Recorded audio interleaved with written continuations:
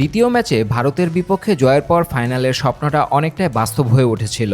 আর বুধবার সেই স্বপ্নকে রীতিমতো দাপটের সঙ্গে বাস্তবে রূপ দিল বাংলাদেশের অনূর্ধ্ব-19 নারী দল।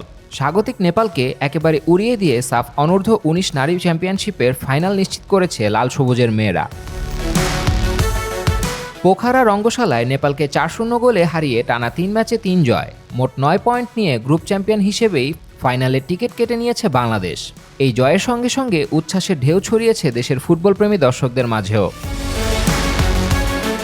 ম্যাচের শুরু থেকেই ছিল বাংলাদেশের আধিপত্য। তৃতীয় মিনিটে মীরা খাতুনের গোলে এগিয়ে যায় বাংলাদেশ। গোল হজমের পর ঘুরে দাঁড়ানোর চেষ্টা করেছিল নেপাল, কিন্তু লাল সবুজের আক্রমণ সামলাতে পারেনি তারা। প্রথমার্ধের একেবারে শেষ মুহূর্তে আলপি আক্তারের গোল ব্যবধান দ্বিগুণ করে দেয়।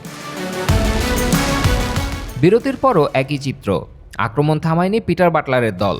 66 মিনিটে নিজের দ্বিতীয় গোল করেন আলপি আক্তার, আর 82 মিনিটে হ্যাট্রিক পূর্ণ করে জয়কে এনে দেন আরও বড় রূপ।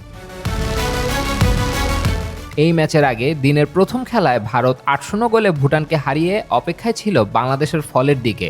বাংলাদেশের জয়ের ফলে নেপালের সব সম্ভাবনা শেষ হয়ে যায়, আর ফাইনাল নিশ্চিত হয় বাংলাদেশের পাশাপাশি ভারতেরও। লিগ পর্ব শেষে 9 পয়েন্ট নিয়ে শীর্ষে বাংলাদেশ, 6 পয়েন্ট নিয়ে দ্বিতীয় স্থানে ভারত। নিয়ম অনুযায়ী শীর্ষ দুই দলই উঠেছে ফাইনালে। শনিবার বিকেল 3টায় আবারও মুখোমুখি হবে দক্ষিণ এশিয়ার দুই চিরপ্রতিদ্বন্দ্বী বাংলাদেশ ও ভারত। 2 বছর আগে ঢাকায় সাফের ফাইনালে এই দুই দলের লড়াই শেষ হয়েছিল যৌথ চ্যাম্পিয়ন হয়ে। এবার আর ভাগাভাগির গল্প নয়, এবার আলাদা করে ইতিহাস লেখার অপেক্ষায় লাল সবুজের মেয়েরা। Sadman Hasan, sports 24 BD.